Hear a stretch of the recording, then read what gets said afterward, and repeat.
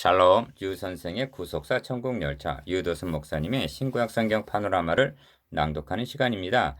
지금은 로마서 28번째 시간, 셋째 단원 12절에서 16절, 율법과 본성, 은밀한 것을 심판하시는 날, 28번째 소제목, 은밀한 것을 심판하시는 날, 9절, 2장 12절에서 16절, 무릇 율법 없이 범죄한 자는 또한 율법 없이 망하고 무릇 율법 있고 범죄한 자는 율법으로 말미암아 심판을 받으리라. 하나님 앞에서는 율법을 듣는 자가 의인이 아니요 오직 율법을 행하는 자라 의롭다 하심을 얻으리니 율법 없는 이방인이 본성으로 율법의 일을 행할 때에는 이 사람은 율법이 없어도 자기가 자기에게 율법이 되나니 이들은 그 양심이 증거가 되어 그 생각들이 서로 혹은 송사하며 혹은 변명하여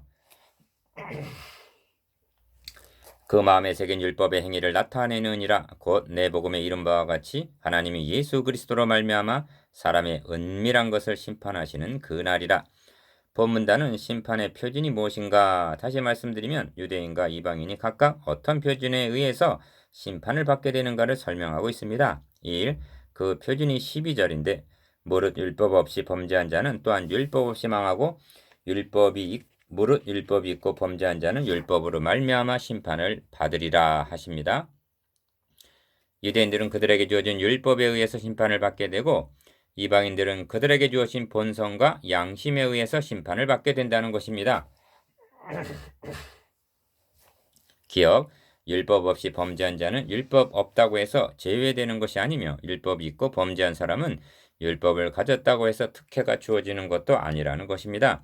이것이 본문이 말씀하고 있는 심판의 표준입니다. 이 13절에서 15절까지는 12절에 대한 상론인데 하나님 앞에서는 율법을 듣는 자가 의인이 아니요 오직 율법을 행하는 자라야 의롭다 하심을 얻으리니 합니다. 13절 기억 그렇다면 율법을 행함으로 의롭담을 얻을 자가 있다는 말인가? 아닙니다.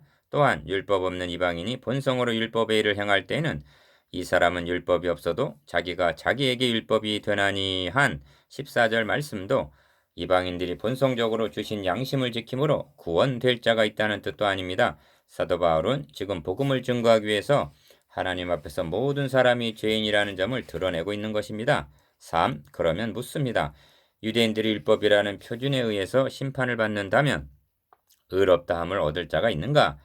이방인들이 자기 양심이라는 표준에 의해서 심판을 받는다면 의롭다함을 얻을 자가 있단 말인가? 기여 만일 이것이 가능하여진다면 하나님은 자기 아들의 구속을 통해서 하나님의 의를 마련해 주시지 않으셨을 것입니다. 그러므로 본문은 율법 양심이라는 표준에 의해서 심판을 받게 될 때 정죄되지 않고 심판을 피할 자가 아무도 없음을 말씀하고 있는 것입니다. 니은 다시 한번 12절을 관찰해 보십시오. 율법 없이 범죄한 자는 율법 없이 망하고 율법이 있고 범죄한 자는 율법으로 말미암아 심판을 받으리라 하고 핵심은 거듭 강조하는 범죄에 있는 것입니다. 율법을 가졌느냐 가지지 못했느냐는 그다지 중요하지 않습니다. 이유는 범죄한 자냐 아니냐에 있습니다. 그리고 범죄의 결과는 망하고 심판을 받으리라 하는 것입니다. 지금 그러므로 유대인이냐 이방인이냐 율법이 있느냐 없느냐를 따지지 않습니다. 11절에서 하나님께서 외모로 사람을 취하지 아니하심이라 하고 말씀했습니다. 문제는 범죄한 자는 망하고 심판을 받게 된다는 데 있습니다. 그러므로 유대인이든 이방인이든 피할 자는 한 사람도 없다는 것이 본문이 말씀하고자 하는 요지입니다.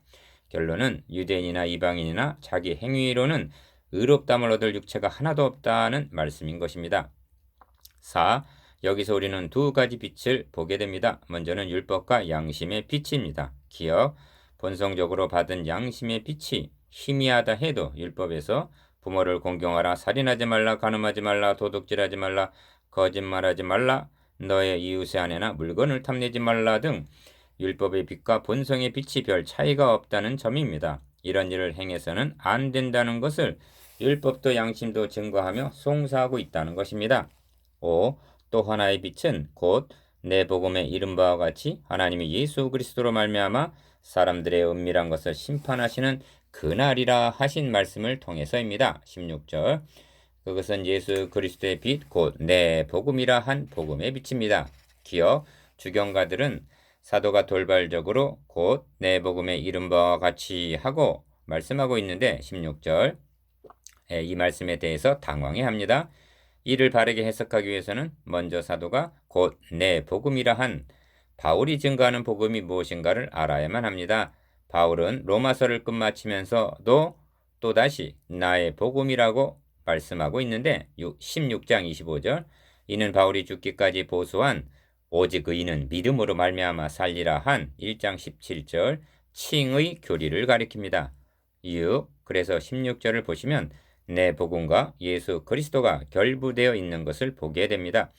그렇다면 하나님이 예수 그리스도로 말미암아 사람들의 은밀한 것을 심판하시는 그 날이라 한 16절의 의미는 분명해진다 하겠습니다. 기억 16절은 남을 판단하는 사람아 하고 1절 시작된 본문 1절에서 16절까지의 결론에 해당이 되는데 남을 판단하는 도덕군자도 율법이 있는 유대인도 율법이 없는 이방인도 자기 행위로는 심판을 면할 길이 없고 내 복음에 이른 바와 같이 16절 상반절 즉 하나님의 의를 힘입음으로만이 심판에 이르지 않는다는 점을 말씀하고 싶은 것입니다. 죄론이 아직 끝난 것은 아니고 내 복음에 대한 본격적인 증거는 3장 21절에서 시작이 됩니다.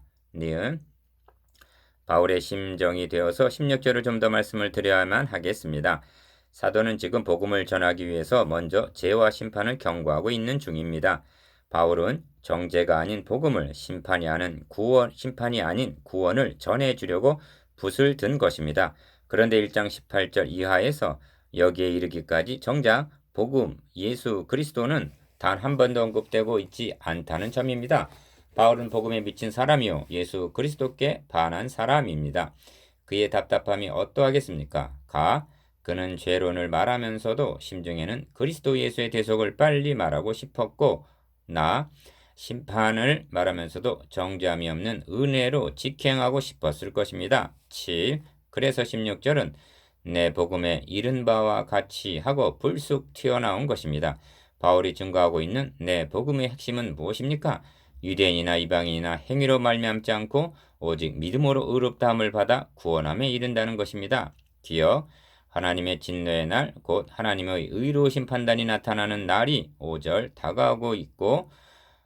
다가오고 있어 율법 없이 범죄한 자나 율법을 가졌으면서도 범죄한 자들의 그 은밀한 모든 죄들이 그분 앞에서 낱낱이 드러날 것이요 그러므로 내 복음에 이른 바와 같이 예수 그리스도를 믿음으로 말미암아 의롭다함을 얻어 그날에 어여시 서게 되기를 바라는 마음 간절하오. 이런 뜻이 내 복음이라는 말씀 속에 들어있는 것입니다. 니은 히브리서 4장 13절은 말씀합니다.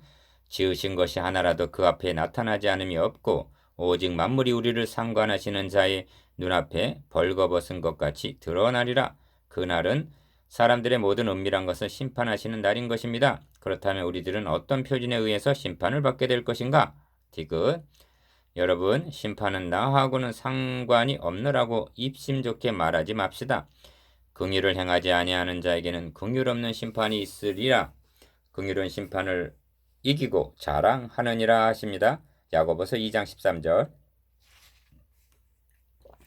긍휼히 여김을 받는 자는 긍휼히 여겨야 하는 것입니다. 묵상해 봅시다. 1. 이방인이 받게 될 심판의 표준은 무엇입니까? 2.